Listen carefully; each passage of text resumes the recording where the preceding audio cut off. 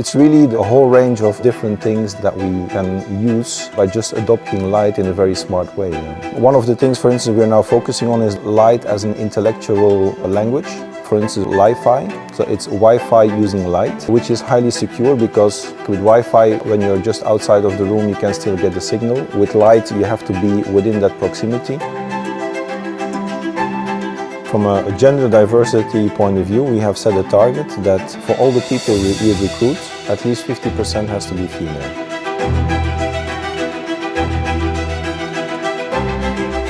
You also need to give people the possibility to fail one time for a given topic. And I think you only get innovation and new things if you allow people to go outside of their comfort zone.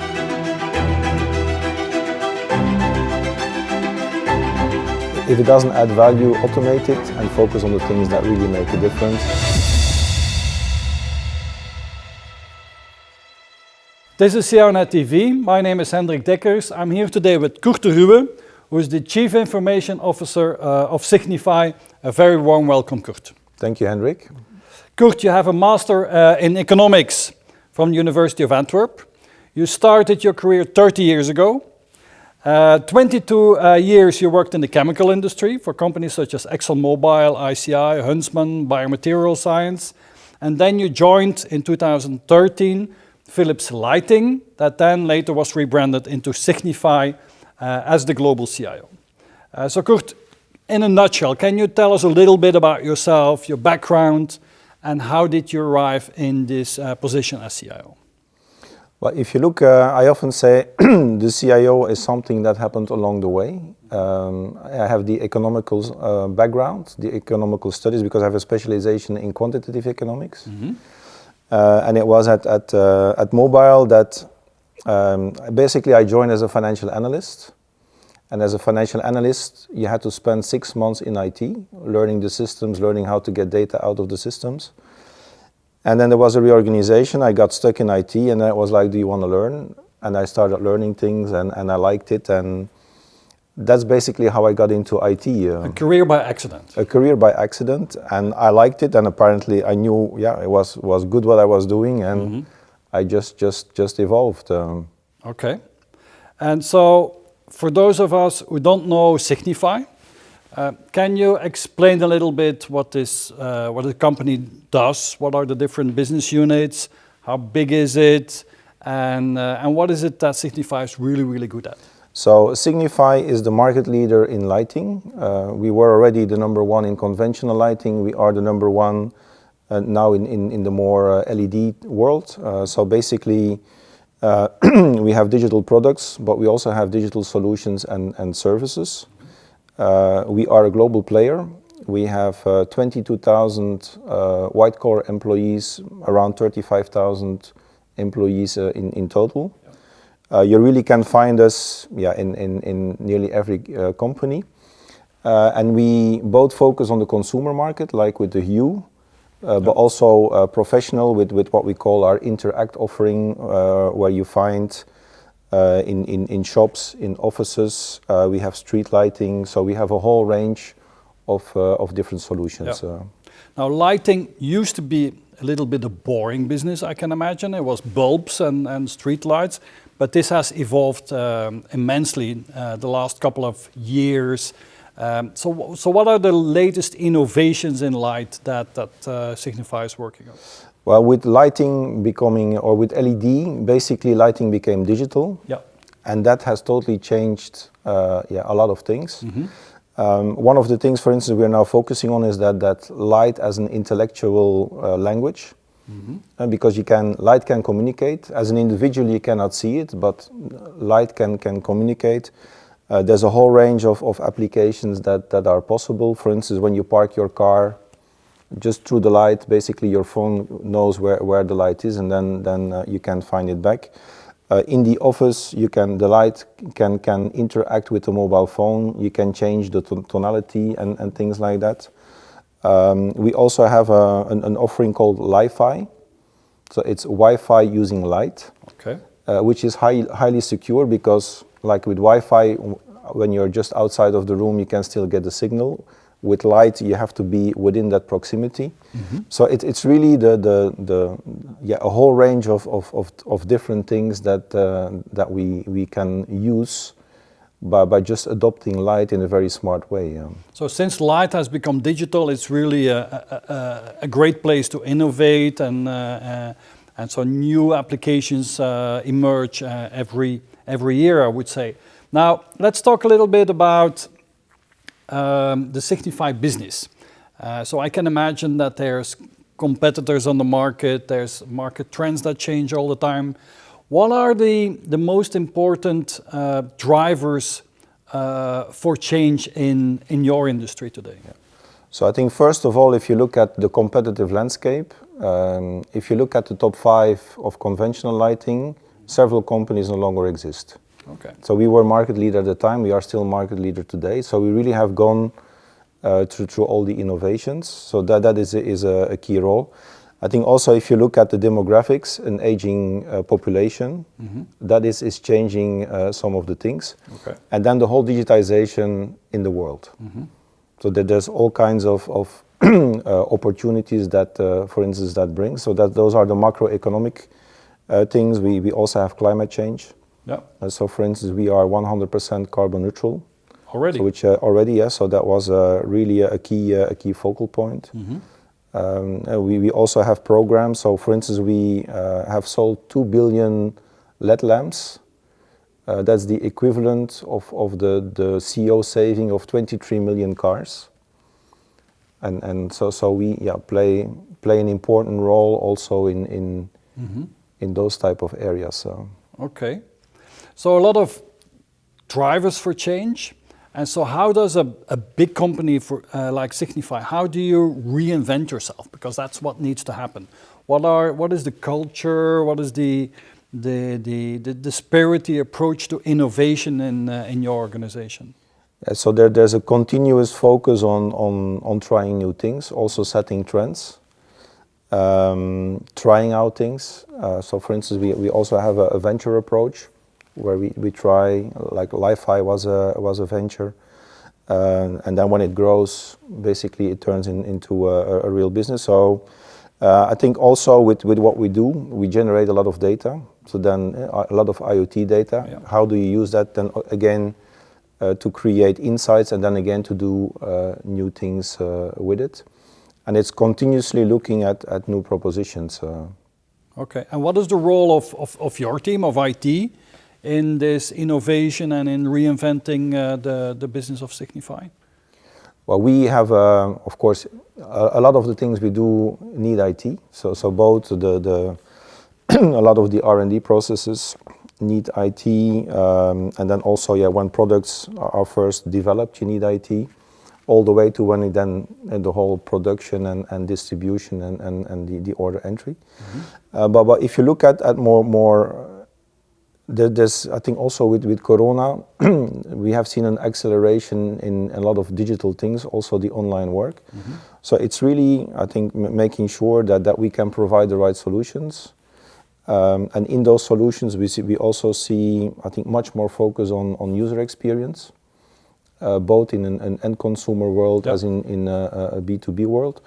So in a way, you could say my team touches many different points, from allowing people to work simply by the laptop, the ERP, all the way to the advanced analytics, the machine learning, the artificial intelligence that we have. Okay.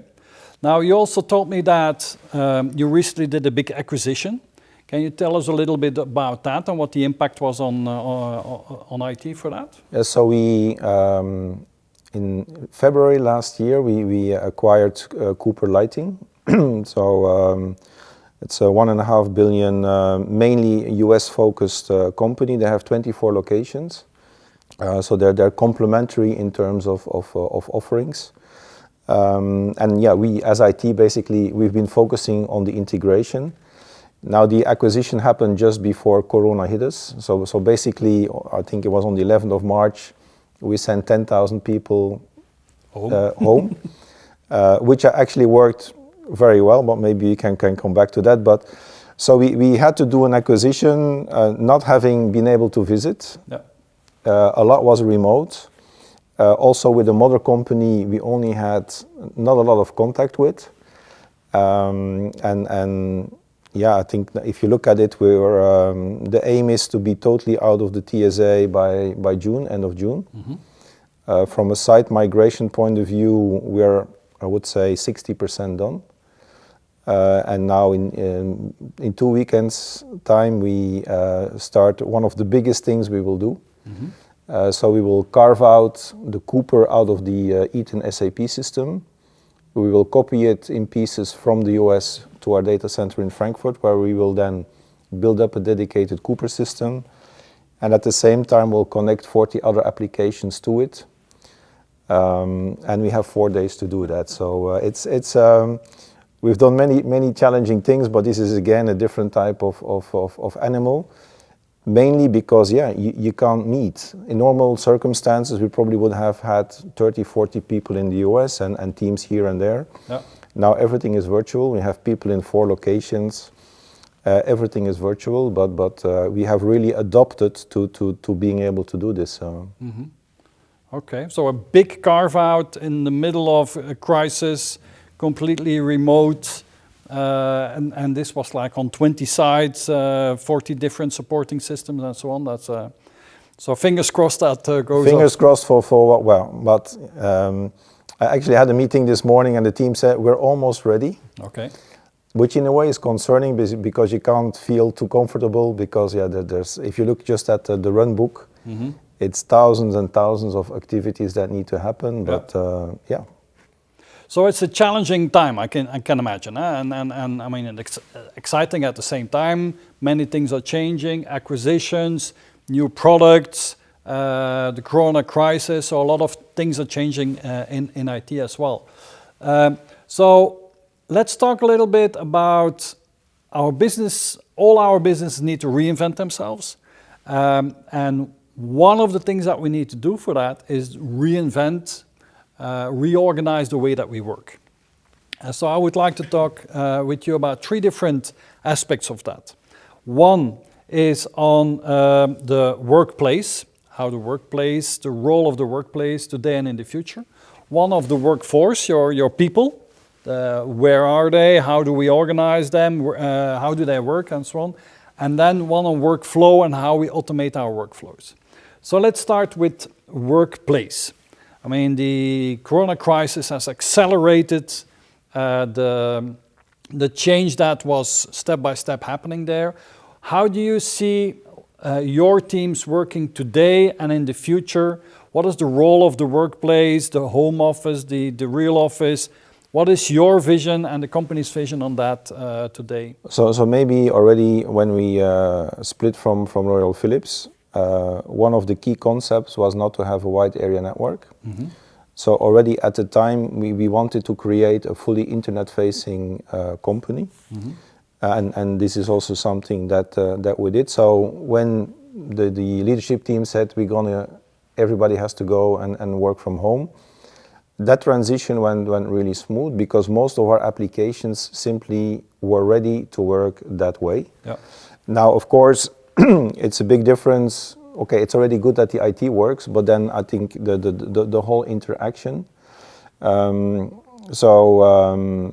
We had just introduced Teams, so Teams was really a big help in being able to do that. But then we also, for the IT team, for instance, we introduced Yammer to make sure that people could engage and stay social. We organized virtual coffee corners. So there's a lot of things that we try to do to compensate for the fact that you don't meet anymore face to face. And does the Yammer work well in your organization? Yeah, so Yammer works. So we first started with IT and EIM, so Enterprise Information Management. Then we added about 3,000 people for the supply chain. And actually now, next week, we will launch Yammer for the whole company. Okay. So yeah, we did it in a number of steps, but it's a different type of engagement. For instance, we have the virtual coffee corner where we ask people to share things more personal. So when everybody was going home, we asked, hey, show a picture of your office, or what do you see? And then we had, show us your dog or your cat, which you could say, yeah, well, what does that have to do with business? But what I have seen with people working remote is that everything becomes really functional. I have a meeting and we will talk about that, and the next meeting we'll talk about that. So the occasional chit-chat, which often leads to new ideas, is gone. Yeah. So we have tried to I will not say compensate, but we have tried to make sure that we have that. For instance, one of the things we also had was virtual pub quiz. Mm-hmm. So it's every 2 weeks. There's a team that people can join, and then you just join at 6:30 with a beer. We just talk about something that is not necessarily business related. It could be business related or not. Yeah. We also have done quizzes, which is again something. Sometimes you go, after work you go for a drink. It was again to compensate for that. So that's how we have survived. All of us were working remote from home. We're getting vaccinated right now, so hopefully this problem will get under control, and we're gonna go back to a more normal way of working. But I think we're not gonna go back to the same situation. So what is your vision? How do you see your teams working in the future? It's actually funny that you mentioned that now, because we had a meeting not just a few days ago, where we talked about what should we do to make sure that we change the office to give the things that people are now used to by working at home. Mm-hmm. And it's really a thing so we already had open offices and those type of things. Now, will we go to working the same or not? I think in step one, and we already had that for a short period of time, is that we have A and B teams. Mm-hmm. So we want to bring people back to the office, because we truly believe that the interaction is something that needs to happen and also adds a lot of value. Yeah. Yes, you can have a day where you only have remote meetings, and that can go via Teams, but we really want to bring people back to the office. Now, one of the challenges that you have is that with people working at home, everybody is the same. And so we had teams for instance, in the Netherlands, and then often people from Bangalore join, or people from the US join, but there's always a location where you have the majority of the people. Yep. And the others just feel like, hey, they're the guests. We're the guests. Yep. Now with working at home, everybody was the same. So we need to make sure that these are things that we can keep on having. So for instance, what we have done is we have the Microsoft Surface Hubs, mm-hmm. which we bought now a few mobile ones, where we really want to keep on encouraging having the different setups. So not I sit at a big long table with one camera in the front, but more we stand around the screen, the others stand around the screen. So we're thinking about different concepts of making sure that the collaboration across locations resembles a bit on what we experience today. Okay. Do you think that augmented reality, virtual reality will be playing a role in that in the future, in the way that we meet and collaborate? I think augmented reality in our customer offerings, yes, and we're already looking at that. Mm-hmm. For instance, that you take a picture of home and through a reality glasses you can see what the light does in your living room. But really, those type of technologies for the more office type of work, maybe, but I don't see the use cases yet, but yeah. We don't see hologram meetings yet? No, not yet, no. Good. That would be nice just to say, hey, you're here as a hologram and you're, I don't know, 2,000 kilometers somewhere else. But a hologram is light, no? Yes. So maybe that's something for Signify to look at. To come out with. So the workplace is going to change. It's going to be a place where we get together and to collaborate, but still we're going to work from home for quite some percentage as well, I think. No? Somebody said is that in a way the office should become a clubhouse where people like to go, where people enjoy going. Yeah. Because it's true that working at home has some advantages, so we need to make sure that when we bring people back to the office, that we have those things there as well. And I think it will take some time before we have the new normal, or we're back to normal, whatever it will be. I think some people will prefer that for certain activities continue to work from home. And then I think we as an organization need to look at how to best accommodate for that. Now, what you just mentioned, location has become almost irrelevant nowadays. Where you are, so that means that you can just as well work with people in Bangalore in the US. I mean, time zones are still a thing, of course, but collaboration, international collaboration, everybody is at the same distance from each other. So how do you see your workforce, your team in Signify in general and in IT? What are the changes that you're making in your workforce? So we, as Signify, we're currently going through basically we want to have leaner central functions. So every function is looking at what that means. So for IT, what we have done is we have decided to change the whole organization in an agile DevOps organization. And so today we have the traditional, we have operations, we have delivery, we have other functions. We will put it all together in 6 functional tribes, a technology tribe, and a transformation tribe. And in doing that, we will also basically replace 35% of the workforce. Okay. So it's really a radical change. We have done some pilots, we have done some prototypes. We believe it's the right way to go. Now also in the demand of the optimization for the cost reductions, we will do it quite fast. So basically in 6 months' time, we want to transfer from how we're organized today to the new model. We're currently in the process with the work council, so we expect to get their advice in the next few weeks. Yep. And then hopefully from May onwards, we can start the whole transition. But it's quite radical because we are already used to working agile.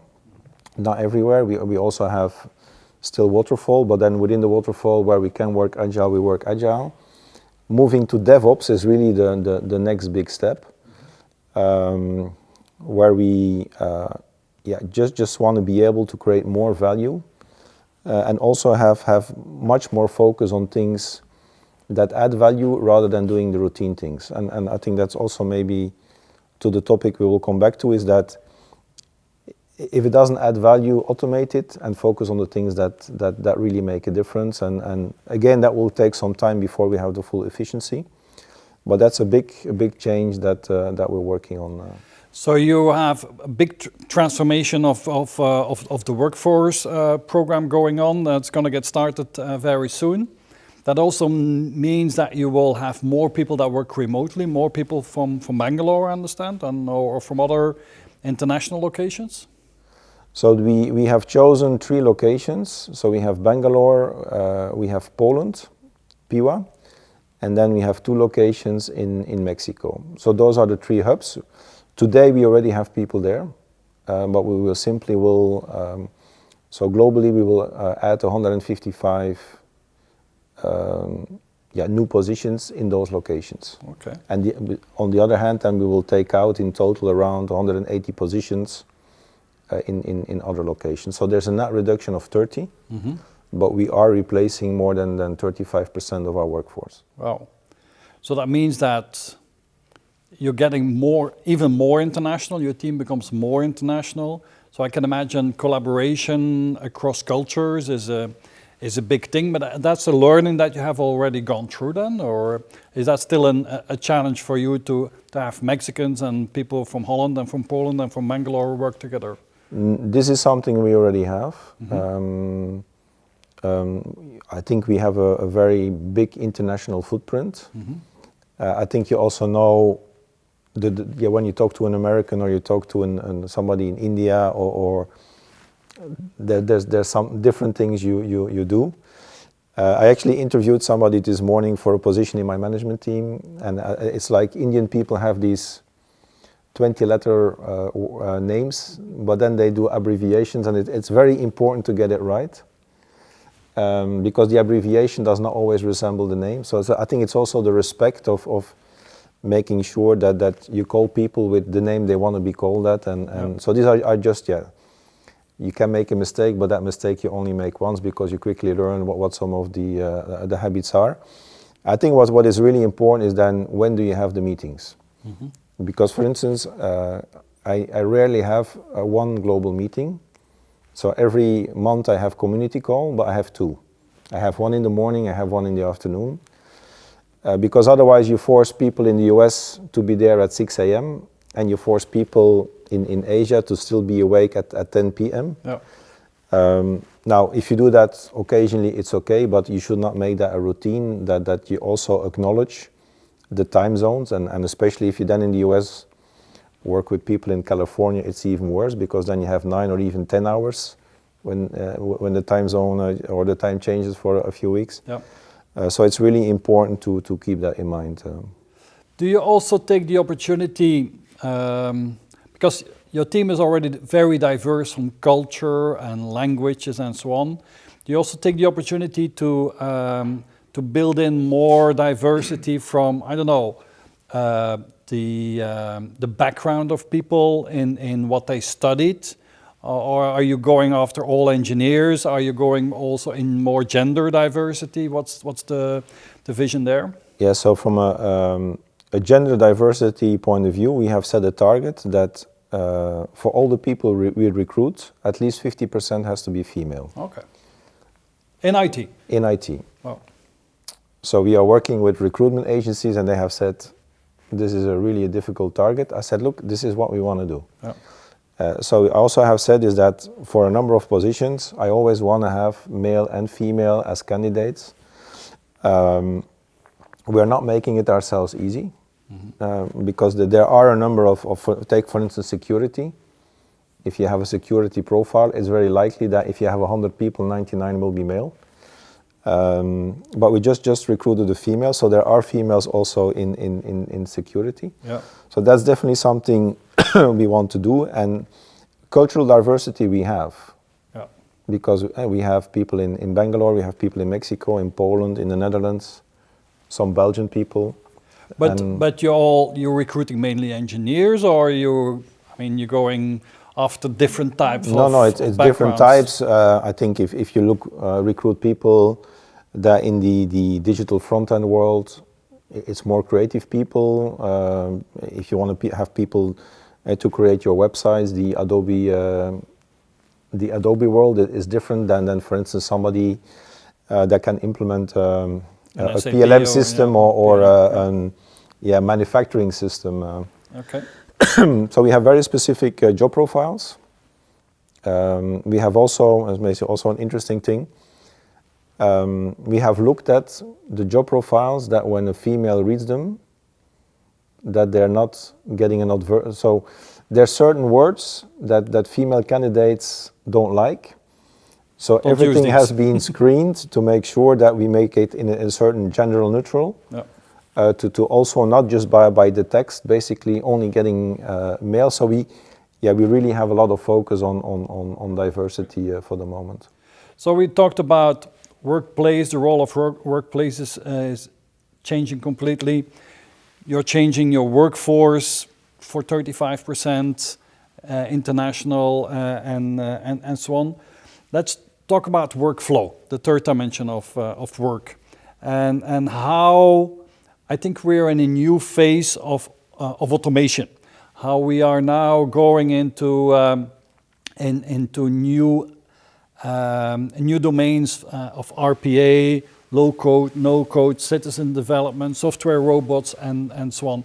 Let's talk about that. What is your vision in general on this next phase of automation that's going on? Well, I think also here, on some things we already started a few years ago, but it's really, in a way, what I said is that if it doesn't add value, automate it and let your people focus on the things that add value. For instance, we started with chatbots more than 3 years ago. The first chatbot that we had was for password resets for SAP. Very simple. We have 36,000 password resets per year. Typically, the person could not work for half a day. You have to do a ticket, somebody has to look at it, somebody has to contact the person. Via the chatbot is linked to Active Directory, so the chatbot knows who you are. You say, I want to reset my SAP password. The chatbot asks which system.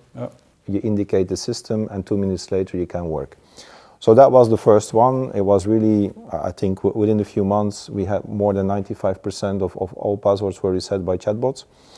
And today we have more than 20 chatbots. Also, you could say automating or facilitating some of the work. For instance, if you want to know the status of an invoice, you just go to the chatbot, you type in the invoice number, and the chatbot says it's paid or it's scheduled to be paid. So these are things that we have been doing. With regards to RPA, I think we structurally started with really RPA a little bit more than a year ago. The challenge with RPA is that what will you automate? And because our two ERPs conceptually are 25 years old, so there's been quite some changes. So there's quite some complexity. Do you automate the complexity, or do you first deal with the complexity and make it more streamlined? Because I sometimes compare that if you have a spaghetti with RPA, you can put a thick layer of sauce. You will not see the spaghetti anymore, but the spaghetti is still there. So I'm more a fan of streamlining processes before you automate. But we have about I think 20 RPA cases that we have implemented, and we really want to do some more. So one of the things we're doing in that area is really process mining.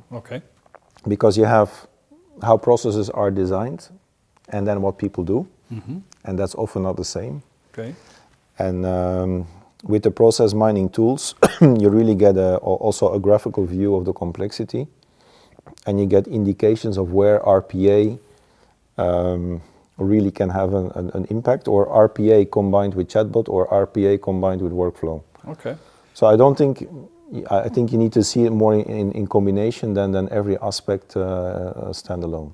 So you're actively looking for where are the biggest gains to be created or to be made with automation tools, with software robots. Yes. And where do you? What are in Signify for you the outside of IT the most important domains where you think that this process automation can gain from? Well, currently we are mainly looking at finance. I think also understanding why certain things happen the way they happen. And we have some cases in supply chain as well. Good. What are the tools that you're using for that today? So for RPA we use UiPath. We also, basically that's more for the individual user, started with the Power Automate platform from Microsoft. We started with that a few months ago. So these are the small things. It's the automation of 10 minutes here, 5 minutes there. But if 20,000 people do it, it's a lot of time that you free up. So you believe in the concept that these tools are gonna free our employees of the repetitive, the boring tasks, so that they can focus more on the creative and the value add stuff? So that's what we would like to achieve. I think Yammer also plays an important role, because Yammer is a great platform of sharing information. That, hey, I've done this, it saves me 50 minutes per day, and then somebody else can say, oh, can I copy it? And then before you know, 200-300 people use it, it's really taking the intellectual power of the whole organization to see what we can automate and eliminate. Do you also see a future for adding artificial intelligence, machine learning on top of this RPA, and have that work together so that robots become more intelligent as well? AI and certainly the machine learning, for instance, we already have on the chatbots. So there since a few years, because I think when we started really rolling out the chatbots, we had about 20% of the interaction that didn't lead to a result. Today that's less than 4%, so their machine learning plays really an important role. And then, yeah, it's also some of the tools. So for instance, we're rolling out IBP, so to do planning, inventory management, and there's a lot of intelligence now in those new tools as well, where you really see over a very short period of time, if people interact in the right way, what the benefits are.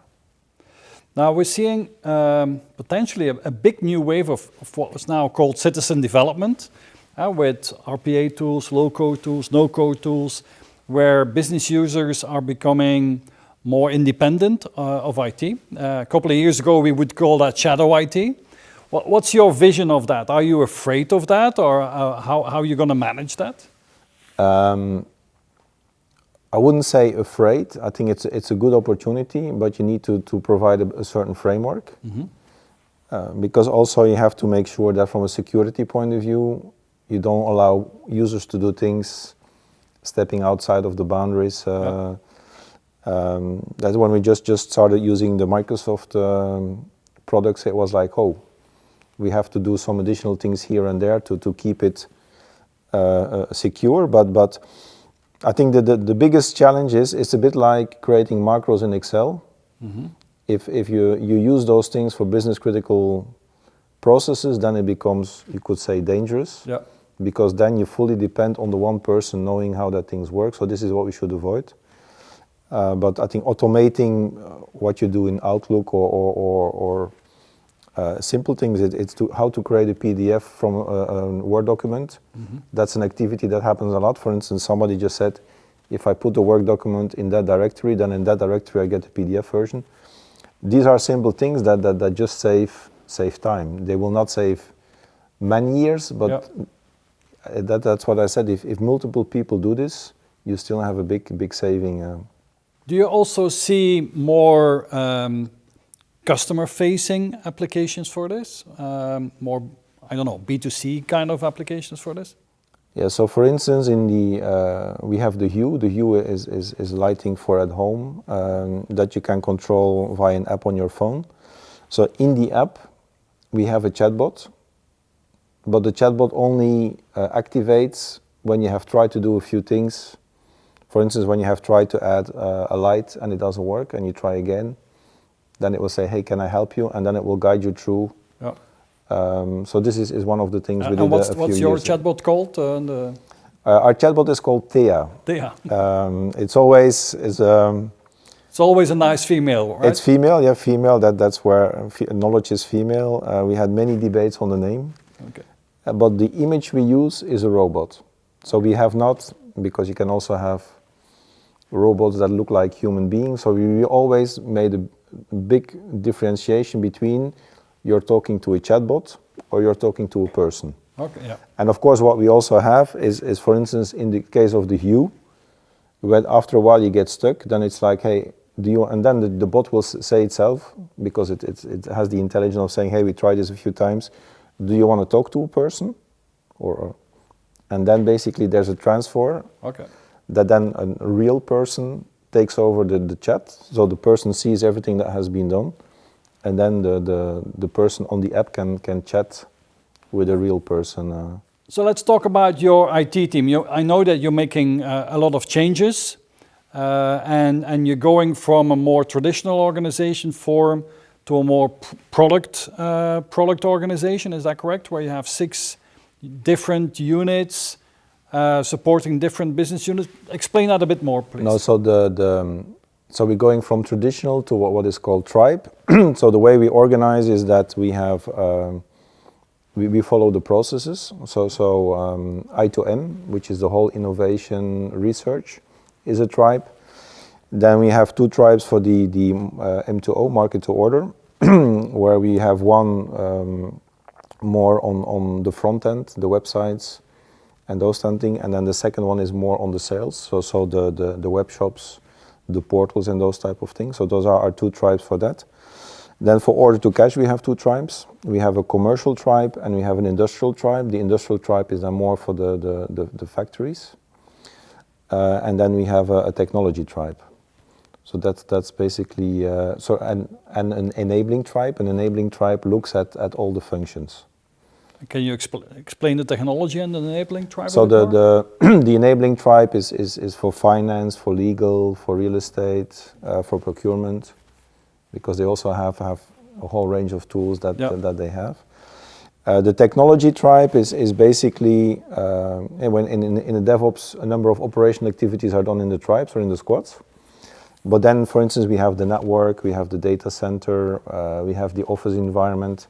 That is still in the technology tribe. Okay, let's talk a bit more about technology. I understand that you have already done quite a lot in your cloud journey. So can you explain a little bit where you are today and how do you see that evolving in the future? Yeah, so our cloud journey started, I would say, more than 5 years ago. Mm-hmm. I know that cloud today is a very hot topic, but we recently looked at it and we have more than 70% of our applications already run in the cloud. Yep. And the things that do not yet run in the cloud cannot run in the cloud, or we still have plans to put them there. That's the older ERP yeah, for instance, systems? the ERPs, we still have the traditional data center with these systems in Frankfurt, but we also want to move those applications more cloud-based. Yeah. The problem there is that they're quite big and there's a lot of interdependencies. So you can't just take one system and move it, then you need to really look at the totality. Mm-hmm. And it's also a question of economics, because a lot of people believe cloud is a lot cheaper, but that's not the case for everything. So it's a balance on across a number of dimensions. But we have a simple strategy. If it can run in the cloud, it should run in the cloud. So we have done a lot of optimizations. When we split from Royal Philips, we had more than 4,000 applications. Today we have around 1,000. We eliminated our regional data centers. We had servers on more than 160 locations. Today that's less than 30% of that. And then where we have still servers on locations, most of the time for specific manufacturing support. Mm-hmm. But we even start with, for instance, manufacturing execution in the cloud. There we're one of the first customers of SAP who is doing that. Mm-hmm. Also because then you can deploy it a lot faster. So yeah, we have a very strong cloud focus. Also on the business side, our IoT platform, our Hue, it's all cloud-based. So we typically use the three main players. And I think also now starting with Alibaba. Also, China is a very big market. There's this thing called the Chinese firewall that makes a number of things difficult, running global applications. So that's also something we're starting to look at. Okay, very interesting. Now I know that you have a lot of experience in your career with ERP. You just told me that in Signify you have a couple of ERP systems that are getting a little bit older. How do you look at the future of your ERP systems and ERP in general? So for Signify, without the acquisition, we had two systems that were created 25 years ago, but they were always maintained up to the right patch level and release level. In 2 weeks' time, we're getting number 3. Now we have S4. I think the future ERP is S4. The only question is, what should you do before you do an S4 deployment? That's also what I told our CEO, is that if we continue working the way we are now, we should not change. Mm-hmm. We should really think about what is the company we want to be, what are the processes we want to have, and then look at an S4 deployment. Yeah. And that has a whole range of things. For instance, the product model we have is a product model, it's the so-called 12NC, where every character has a meaning. There was a time where it had a lot of sense, but today, for instance, we do 3D printing. People can create what they want to have on the website. Everything becomes unique, and then you don't need to have a structured product model. So there's a lot of things that we know we need to address, and that's also why now with some of the exercises we're doing, with the process mining, with the focusing on standardization. It's, yeah, what are the next steps? I think you also see new business models arising. And it's only when you have a clear view on all those things that you should think about, now we're going to put it into the next generation ERP. Okay. Let's talk a bit more about data. I mean, you have a lot of sensors nowadays. I can imagine all your lights are sensor based. You must have a ton of data that's coming in on a daily basis. What are your plans to monetize that? Yeah, monetization of data is an interesting one. We have looked, in a way, I was part of many discussions also, for instance, with communities and cities.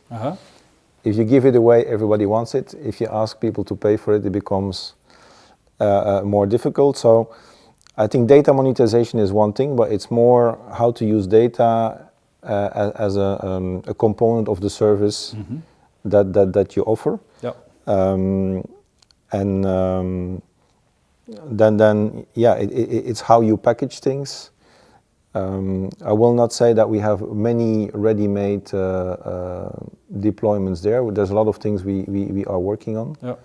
But really monetizing of data, we're still in the early phases. So the first step is to build services out of the data, and then make sure that people start using that, and then maybe charge on top of that. So for instance, if you use the Interact Office, there's sensors in the lights. So basically, you know the presence, you know how many people were in a location, how many people passed.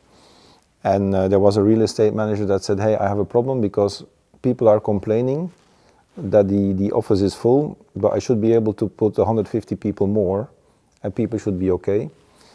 And then using the sensor data, we created some maps, and basically we also helped them then to reorganize a few things, and then afterwards, again with the sensor data, you can see what the impact is. Okay. Yeah. Now, Kurt, you have been a CIO now in several companies, I think in total for at least 15 years in your role. Just to rub it in a little bit. Yeah. So you have seen the role of the CIO change. So can you paint us a little bit a picture of your view of how the CIO was, the function, the added value of the CIO was 10 years ago, how it is today, and how do you see this evolving in the future? If you look at let's say a few years ago, it was mainly making sure that everything was working and making sure that the business had the right tools to do things. Yeah. I think if you look at it today, it's more looking at what are all the extra things we need to deploy to really gain an extra advantage. And there's a lot more focus on user experience. If you see today, the time we spend on the UX versus, let's say, 5 years ago. 5 years ago, yeah, you had the sub GUI, and the sub GUI was the sub GUI. Yeah. Today, we really look at creating applications that flow more naturally, that feel okay. I think also the personalization, especially when you talk about and consumers, when they come on the website, that they have a personal journey. Yeah. So that has really changed the focus of what you do. It's no longer about making sure you have a tool in which a person can do order entry. Yeah. Or check something, but it's also more about emotion, and that has really changed. I think also what we can do with data. We used to focus on making sure people had their daily report, their weekly report, and their monthly report. Now it's really also looking at with the advanced analytics on, hey, we have found some patterns here, and then seeing how we can help. So yeah. You still have things have to run.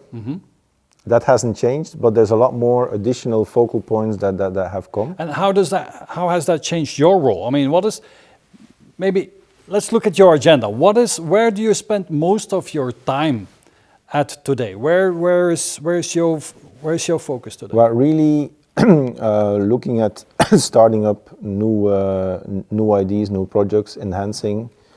So that's yeah, and then bringing people together.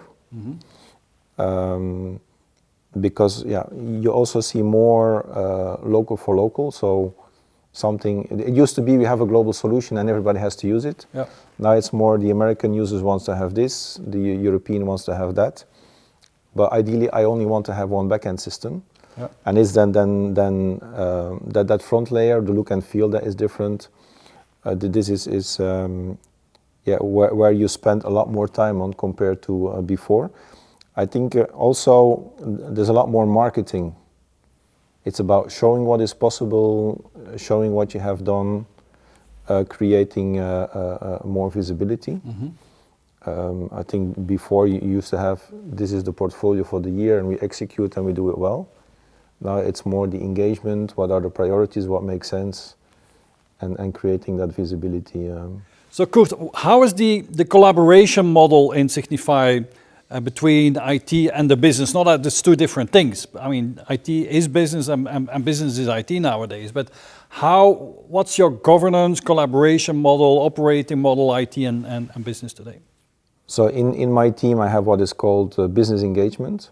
So it's a number of business partners, IT business partners. For instance, we have the markets. So in every management team, I have one person representing IT. We have the divisions. So we have the 3 divisions. In every division, I have somebody representing IT. And I also have IT business partners for the function. So there's an IT business partner for finance. There's one for procurement.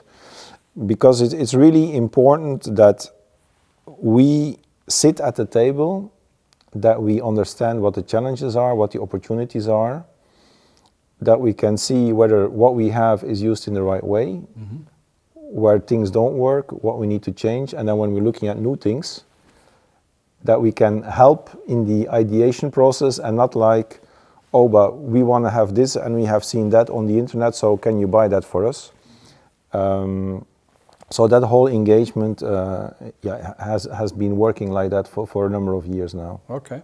And do you have a specific board to make decisions and decide on priorities? Yeah, so we used to have an IT board. The IT board is most of the leadership team without the CEO and a number of people. So now recently we are rebranding the IT board to a Digitech board to really bring digital and IT together.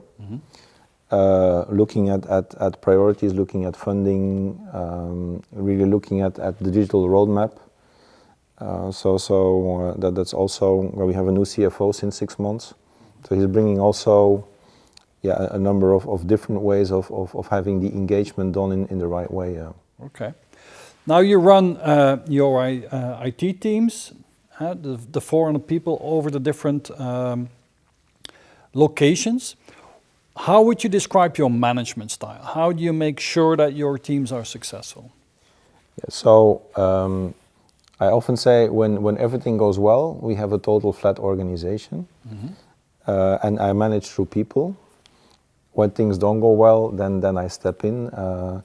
But I make sure with the team that it's very clear where we're going. So the strategy, the procedures, the do's and the don'ts.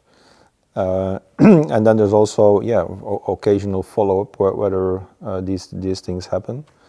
But it's really making sure it's the empowerment of the people. So I'm not a fan of micromanagement. I think you need to give people the authority to do things.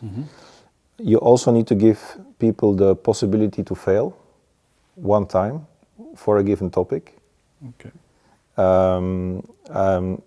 It's when something happens, I will step. It's my responsibility. I will not blame people. Because if you start blaming people if they have made a mistake, then the next time they will not try. And I think you only get innovation and new things if you allow people to go outside of their comfort zone and to try things. So.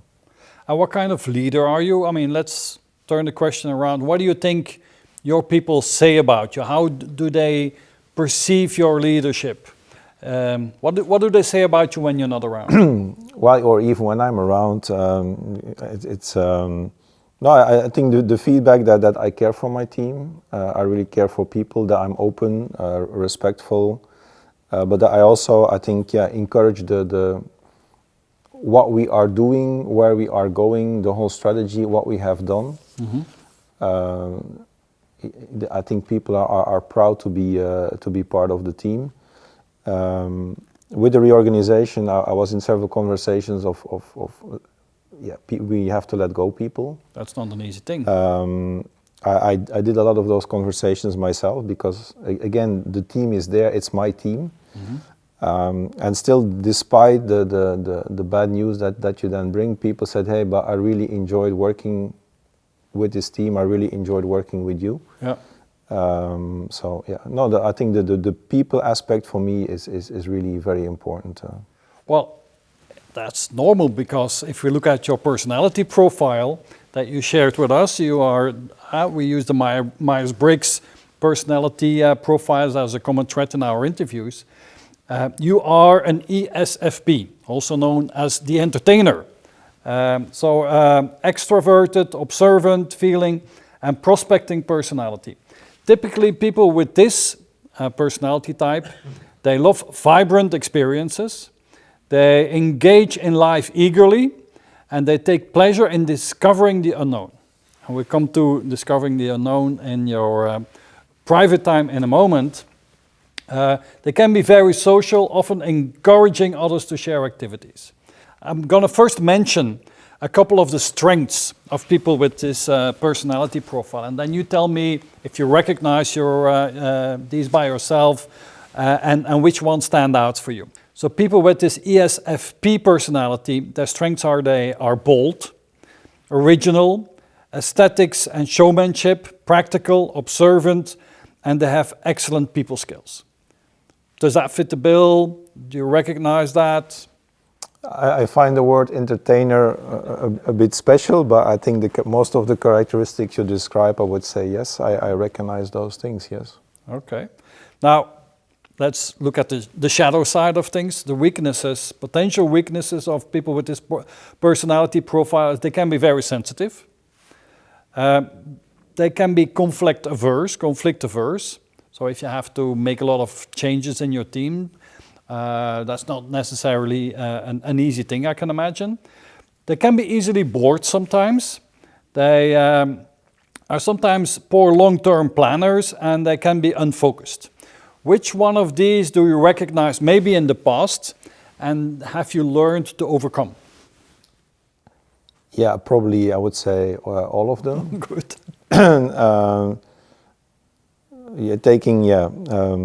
There's always things you don't like that you have to do. Mm-hmm. And then I just learned to make it a point that I do it. I don't let it drag on to the last moment, because then you're going to get yourself into trouble. I think sensitive, it's what I said this morning in the interview. Typically I do interviews with my heart and my stomach, not with my, of course you use the brain. Yeah.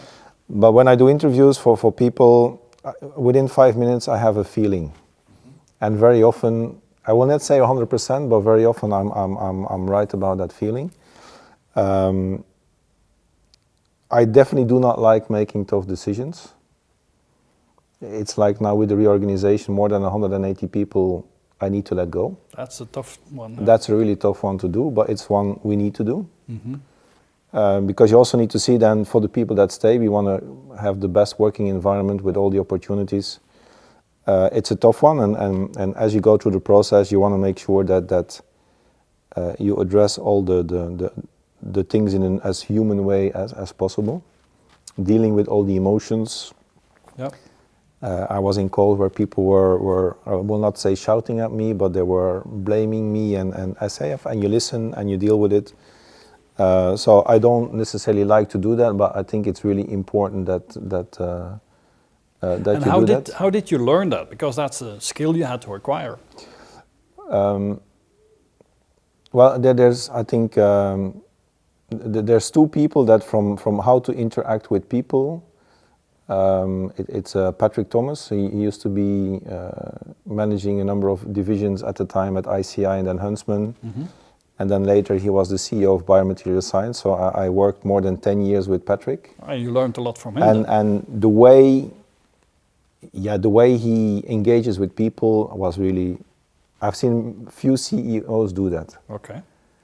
He knew what he wanted, he got things done, but he was approachable, and so also his communication style. And then maybe also interesting, another person I learned a lot from is Harley Lovegrove. Yeah. Totally different person, but We you know Harley. Yes.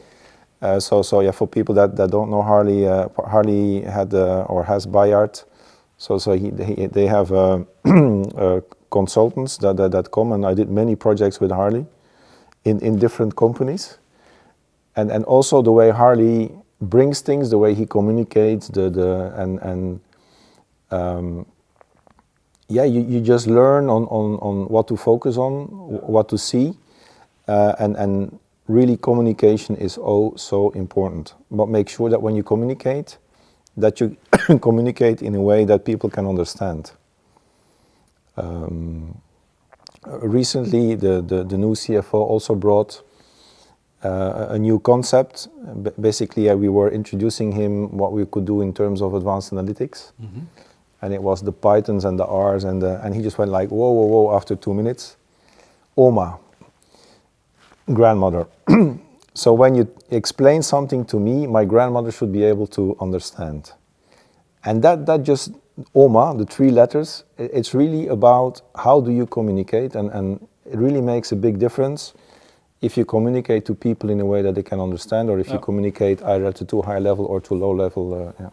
Especially in IT, that's an Especially important skill to communicate Oma style. Yeah. That's an important one.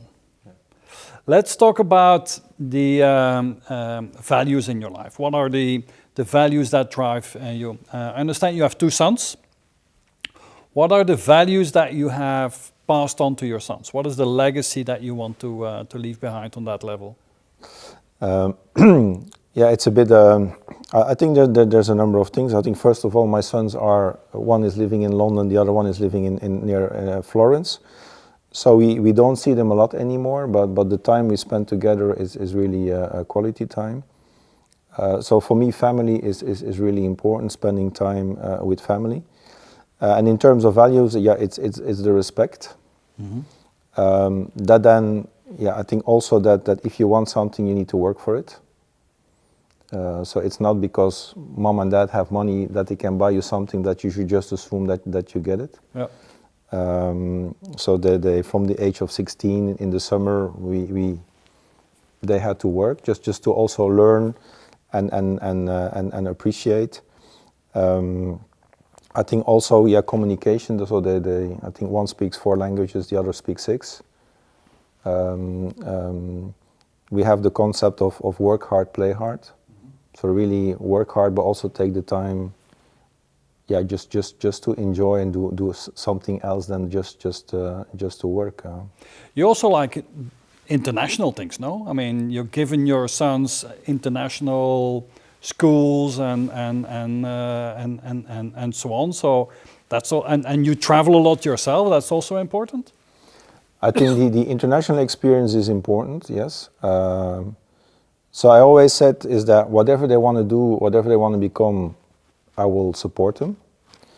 And also the international aspect. So both of them studied in Spain. Then the youngest basically studied in London and stayed there. Xen, the eldest, studied in Spain. Then he had the opportunity to do professional go-karting for 2 years. And then he finished his studies in Florence, and then he stayed there. Mm-hmm. I really, if you look at, we have this globe where they indicate. So they have been in more countries than I have. Wow. I think I currently have 49, and they have 52 or something like that. So it's it sounds like a competition. It's not a competition. It's just that they're proud that they have been in more countries than I have. Because I think it's really an experience, and even from the age of 16, like the youngest was going to India, to South Africa. Mm-hmm. Just to explore and learn. Personally, there's this saying that your life is a book, and if you don't travel, you don't write any page. Because it's through experience to meeting new people that you also enrich yourself. So in normal times, I like the desert. So normally I like to go at least once a year to the desert. but then really go in, stay in for 9 days and only come back out. Yep. I've done Morocco, Algeria, done several rounds in Tunisia. And you have something with cross-country motorbikes, Yeah, and motorbikes. cars. And, So we did Nepal on a motorbike, 10 days. But then really the mud roads, the rocky roads, the sand, because it's an incredible way of learning to know a country. Some people go to a 5-star hotel and then they do an excursion to a public place. Yeah. We want to live it, we want to feel it. It's like if you drive to Algeria for 500 kilometers, you're escorted by 4 armed policemen with a machine gun. So even if you want to go for a natural break, they come. And it's things that you have to live it to enjoy it. Mm-hmm. And then also all the experiences. So we had, unfortunately, we had the car broke down, and so we then slept for I think 4 nights under the stars at -7. It's an experience, mm-hmm. And it just enriches everything that you do. And also what is important, that's also what I do with my team, is that I want people to take holiday where they disconnect. I even offer people to block their account for 2 weeks or 3 weeks so that they can't work. I also do that myself. The 2 weeks or the 3 weeks, it's not for smaller holidays, but every year I want to have 2 weeks where I don't do email, where disconnect. I don't talk. I just totally disconnect. Now, of course, the best way is the desert, because then once you're 50 kilometers in, none of the gadgets work anymore. And okay, satellite telephone you only use for emergencies, but I think it's really important that mentally you can disconnect and recharge. Okay. Do you have a personal mantra, a saying, and a principle that guides you in your life?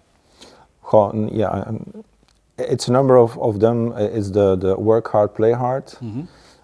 There's this famous saying from James Dean. Dream as if you will live forever, but live as you only have today. Okay. I think the one about the book, life is a book, and if you don't travel, you don't write any pages. So I don't just have one. It's really, and there's also the Carpe Diem. Then because I have a Defender, it's the one life, live it. So it's all about making sure that you do other things than just work. Work is really important. You need to enjoy work, because if you work and you don't enjoy it, that also isn't good. But there's life next to work.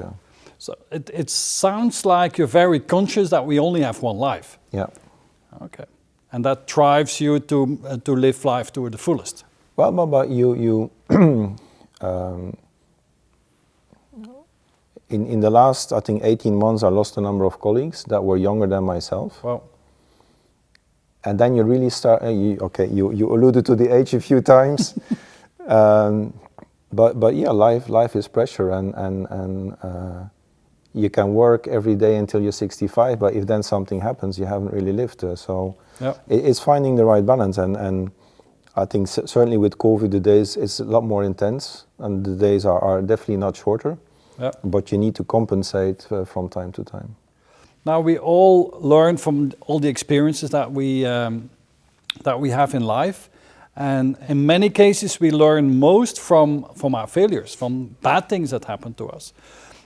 Could you share with us, Kurt, what is your most brilliant failure that you have ever done? I know you gave me some time to think about that one, and it's really a difficult one to answer. But one thing that is, I like driving off-road, and at the time I used to have a Jeep Wrangler. I don't have that car anymore, and when we were coming down from a dune, I gave the wrong instructions to my wife, and we nearly flipped over.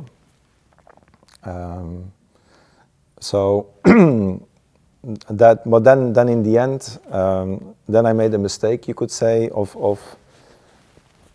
giving her the trust back to drive, because of course I like to drive, but then if you're two in a car, it's 50-50. So maybe this one qualifies. Okay. What is it that you love most in your life, and what is it that you fear most? I think fear, I think is the only thing you can't control or you can control it to a certain degree, is your health.